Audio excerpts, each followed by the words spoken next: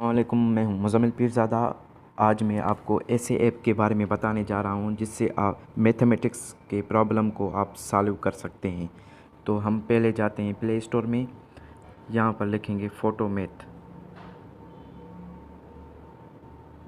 ये देखिए ऊपर आ गया।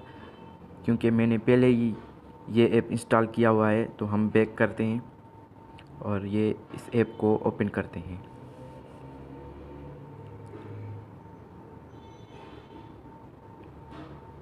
तो फॉर एग्ज़ाम्पल मैं कोई भी एंटी डेरिवेटिव का सम लिखता हूँ यहाँ पे। Example 1/x² minus 25 dx। तो ये देख सकते हैं, आपको ये आंसर मिल चुका है। तो हम यहाँ पे दूसरा तरीका भी है जिससे हम प्रॉब्लम को सॉल्व कर सकते हैं। जैसे कि ये कैमरा है, ये आप देख सकते हैं। इस कैमरा को ओपन करेंगे और हम यहाँ पर किसी भी सम के ऊपर रखेंगे कैमरा।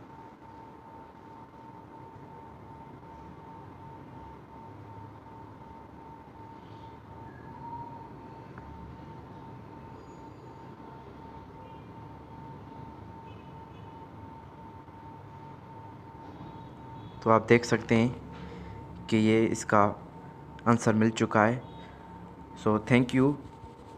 अगर आपको ये वीडियो पसंद आई हो तो इस वीडियो को सब्सक्राइब करें और बेल आइकन को क्लिक करें। Thank you.